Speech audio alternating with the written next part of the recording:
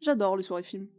On se retrouve entre copains, on choisit 2-3 films qu'on n'a jamais vus ou qu'on veut faire découvrir aux autres, on cale son derrière sous un plaid, on sirote un verre de vin ou une tasse de thé et on profite. Pendant ce genre de soirée, j'ai découvert un film d'horreur dont j'avais jamais entendu parler avant, The Descent. Mais c'est pas de ce film qu'on va parler.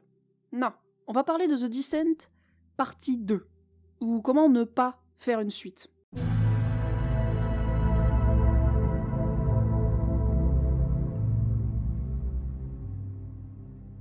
Commençons par le commencement. Au commencement, Dieu créa les cieux et... Attends, mon mauvais bouquin.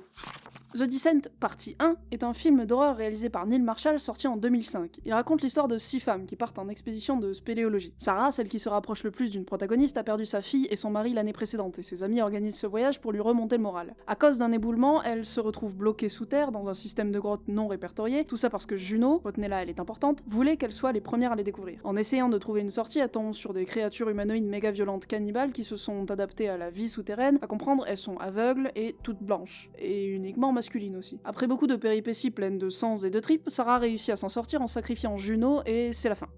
Enfin non, elle retourne à sa caisse et s'enfuit et là c'est la fin. Enfin non, pas vraiment.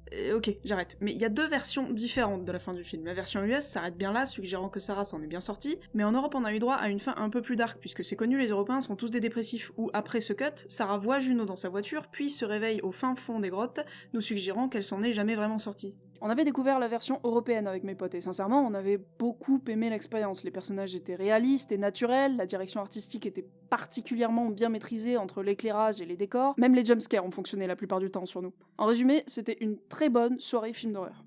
Et puis des années plus tard, j'ai découvert qu'il existait une suite. The Descent partie 2 continue l'histoire de Sarah après la fin de The Descent US. Ça commence bien. On commence le film par un merveilleux, extraordinaire effet Windows Movie Maker. Tant que j'y suis, je déteste ce sous-titre partie 2. Pourquoi pas simplement mettre 2 ? À quoi ça sert le parti ? C'est pas comme si le premier s'appelait partie 1 ? On débute sur un vieux dans sa caisse qui tombe sur un cerf jumpscare, espèce pas si rare que ça s'il en est, et puis c'est au tour de Sarah de lui tomber dessus. Ce qui fait que ce film commence pas du tout à la suite du précédent. Certes, la com du film avait annoncé que la fin canon du premier était bien la version US, donc celle où Sarah a survécu, mais Ok, ne nous posons pas trop de questions à peine 30 secondes du début. On rencontre le boss des spéléologues, enfin leur manager, leur oncle, bref, c'est lui le chef. C'est eux qui mènent les recherches pour retrouver les 6 personnages du premier opus 2 jours après qu'elles aient disparu. Ils ont encore aucune piste pour les retrouver, mais le shérif de la région reçoit un coup de fil qui l'informe que l'on a retrouvé Sarah et qu'elle est à l'hôpital. Le shérif décide de faire son mal alpha et veut interroger une meuf qui est sous le choc et sédatée et amnésique. Tu vas en tirer quoi ? C'est là qu'on est confronté pour la première fois à un des gros problèmes du film. Les jeux d'acteurs. En particulier pour le personnage de Sarah en comparaison au premier film, c'est une catastrophe. Soit il y a aucune émotion, soit c'est pas la bonne. Allez, on choisit l'émotion. Qu'est-ce qu'elle va jouer ? On place ses paris, mesdames et messieurs, on se rapproche de l'instant fatidique, que va-t-elle jouer ? Non ! Malheureusement, tu devais jouer la tristesse et tu as joué la constipation. Dommage. Bon, ils en tirent rien, de Sarah. Pendant ce temps, un flic et son toutou retrouvent l'endroit d'où elle est sortie. Le caméraman a clairement un bout de viande dans les cheveux, d'ailleurs, vous devriez vous en occuper. On est où, là ? Dans le premier film, même dans la version US, elle sort d'une petite caverne. À aucun moment on ne voit une mine. À aucun moment les nanas ne mentionnent l'existence d'une mine. Et même si elle existait, comment Sarah aurait pu remonter sans utiliser l'ascenseur ?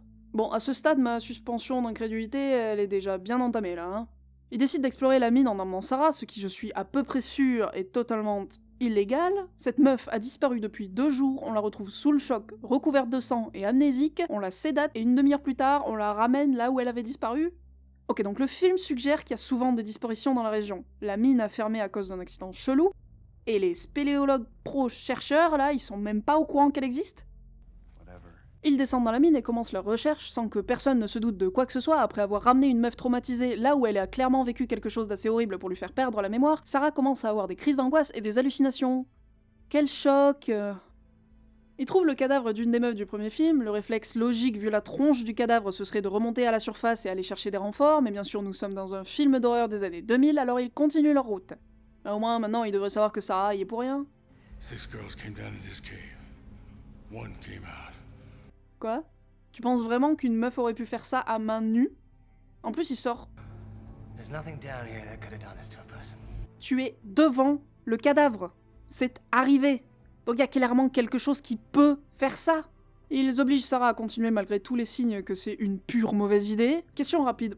Pourquoi dans les films d'horreur, les gens disent juste pas non, sans parler forcément des personnages assez rationnels autour d'eux pour s'interposer, mais juste Sarah. Clairement, vu le caractère grande gueule qu'elle avait dans le premier film, elle se serait rebellée devant le shérif là, mais là c'est devenu un canevas tout blanc, un scénario. Après seulement 5 minutes, Sarah attaque les autres personnages, donc elle a une sorte de PTSD, peut-être que c'était pas franchement une bonne idée de l'amener là. Ils se séparent pour essayer de la retrouver, le shérif utilise ça, alors qu'il a une lampe. Je sais pas trop pourquoi il éteint sa lampe, du coup l'écran du bidule lui éclaire la tronche, ce qui fait de lui une cible parfaite dans le noir. J'espère que c'est pas juste pour... Oh merde. Oh mais non. Oh mais attendez, mais c'est quoi ça? C'est quoi ce découpage de la main, là? Cet éclairage sur la bestiole? Elle vient d'où, la lumière? C'est la première fois qu'on voit la créature et c'est ça que vous nous donnez? Mais profitons-en pour en parler de la lumière, tiens. Dans le premier film, les seules lumières visibles venaient des personnages et de leur matos, ce qui créait cette atmosphère hyper oppressive et claustrophobique. Ça avait même permis au réal de placer une séquence en vision nocturne verte, ce qui est particulièrement compliqué à faire sans choquer le spectateur. Mais ils avaient réussi. Dans ce film,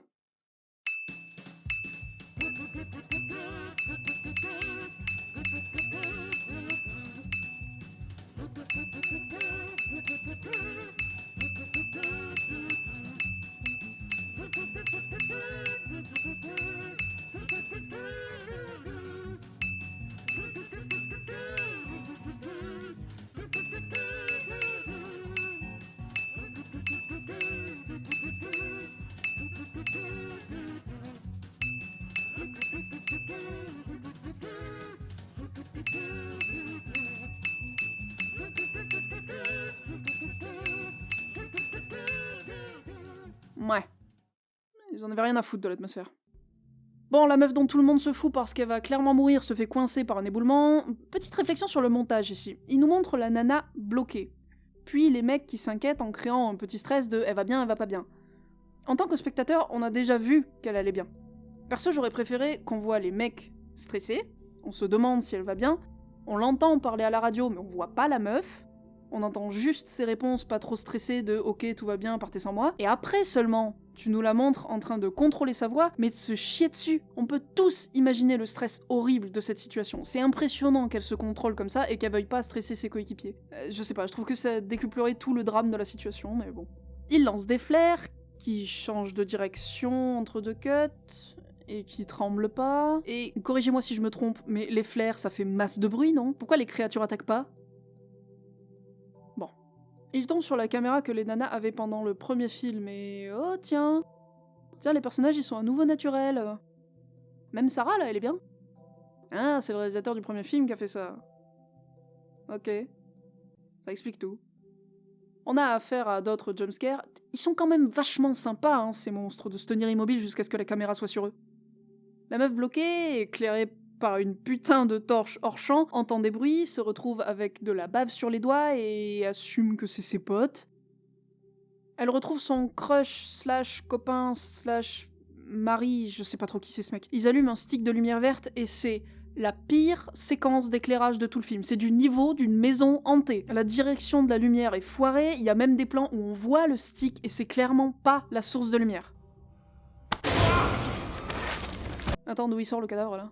Dans le premier film, les bestioles ont une caverne dédiée à la bouffe. Pourquoi ils l'ont pas amené là-bas? Ils décoraient le salon? Le combo de personnages qui va forcément mourir se fait attaquer après une mini-séquence émotion, mais quand je dis après, c'est littéralement la minute qui suit. Après une scène dégueulasse de sang fluo qui dure beaucoup trop longtemps, le mec se fait attaquer. Ok, donc les mâles monstres ont pas un seul poil sur tout le corps, mais les nanas ont les cheveux longs. Ils auraient juste pu leur mettre des nichons, hein. Le gars se sacrifie et... C'est quoi ça? Waouh. Oh, vous avez mis tout le budget dans les effets, dites donc. Ah bah oui, Cri, c'est une super idée. Il s'est sacrifié pour rien parce que t'as pas pu la fermer. Bon, au moins on est débarrassé des personnages secondaires. Sarah et la flic trouvent un passage sous-marin et c'est marrant, tiens, être proche des personnages et avoir que des sources réelles de son et de lumière, ça marche. Bon, c'est a priori un cul-de-sac et la flic enregistre un message émotionnant pour sa fille. Et je sais que c'est un détail, mais le film se passe en 2005. Ce portable, il est sorti qu'en 2007. En vrai, j'aime bien ce genre d'erreur. Le shérif, oui, moi aussi j'avais oublié qu'il existait, tombe sur... Juno. Ah oui, dis donc. Juno. C'est pas comme si elle était morte dans le premier film. Mais non, voyons, on suit la logique tordue d'Hollywood. Si on ne montre pas la mort d'un personnage, ça veut dire qu'on sait pas. Bon, de leur côté, Sarah et la flic tombent sur une des créatures, c'est la course, et c'est la salle à caca. Je suis à peu près sûre que tu peux deviner à l'odeur. Et nous avons la seule blague du film, les amis. Une blague de caca. Sarah parle de la mort de ses potes comme de la dépêche du dimanche dernier. Save your torch. Pour quelle occasion? Tu penses pas que ce serait une bonne idée d'y voir quelque chose? J'espère que ça va pas juste être un setup pour... Le shérif se dit qu'il a pas été assez con depuis un moment et décide de s'attacher à Sarah. J'espère que ce sera pas juste...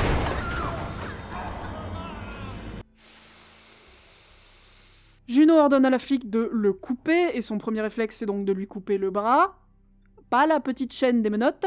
Couper le bras d'un mec avec qui elle a sûrement travaillé pendant des années. Ok, le bras ne tient qu'à un petit fil de peau, le shérif a 2 bestioles sur le dos, mais on a quand même besoin du dernier coup fatidique de la flic. Et vous êtes en train de me dire que ces 2 machins-là ne se tenaient que au shérif? Même pas une petite main sur le mur? Bon, c'est enfin l'heure du climax. Les 3 meufs se retrouvent dans la salle à manger, elles essayent d'avancer mais marchent dans la boue. Et attends, tu peux pas me dire qu'au début du film, quand ils chuchotent et qu'ils lancent des flares dans tous les sens, ça passe, mais que maintenant, quand elles marchent dans la boue, elles se font repérer. Suis tes propres règles, film, c'est la base.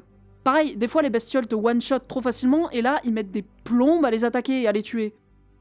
Bon, elles se battent contre le Schwarzenegger de l'équipe, littéralement, hein, il est plus grand et plus musclé que les autres. Elles arrivent à le tuer, mais Juno meurt dans le lot. On a droit à du drama autour de 2 personnages qui ont à peine parlé dans le film et qui se détestaient dans le premier film. Ça annule même toute la tension de la fin du premier qui est basée sur le fait que Sarah avait décidé de sacrifier volontairement Juno. Mais non, maintenant elles sont potes, elles se pardonnent tout, elles se sacrifient en héroïne. Il faudrait pas qu'elles aient des conflits ou des choix difficiles à prendre. Sarah décide qu'en fait vivre, c'est nul.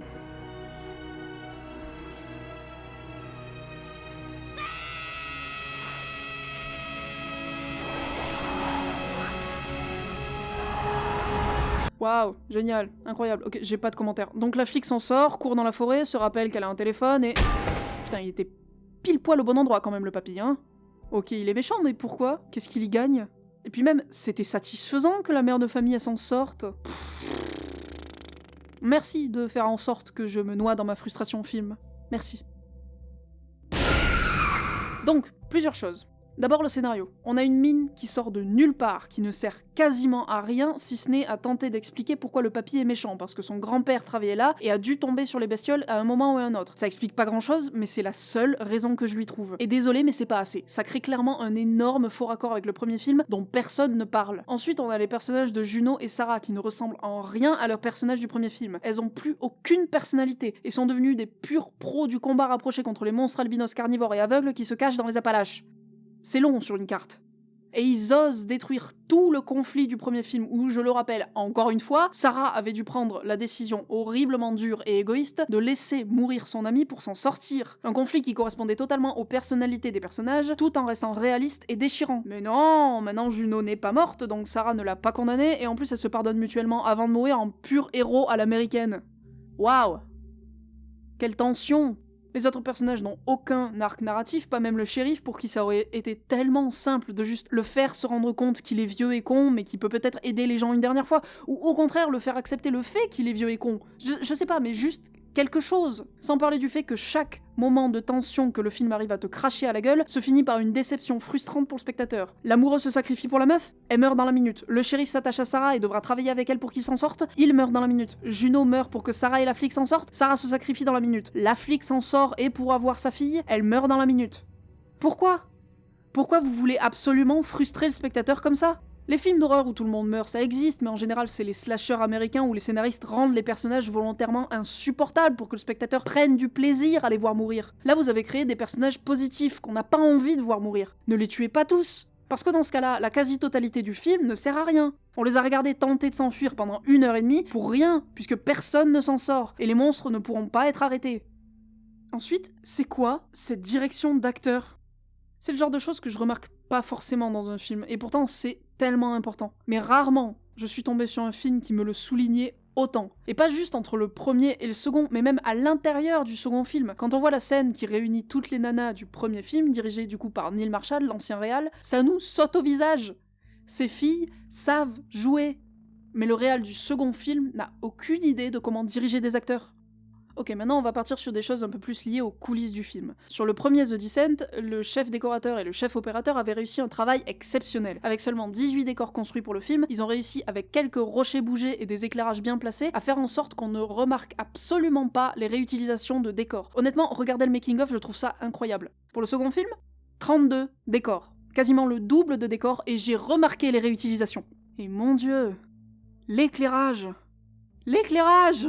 C'était pourtant pas bien compliqué. Ne mettre que des sources de lumière diégétiques. Laisser les choses se dérouler naturellement. Là, toute la claustrophobie sur laquelle est basée l'horreur du concept a disparu. C'est tellement éclairé et spacieux que je me sens ni étouffée, ni stressée, ni oppressée par un film qui se passe sous terre.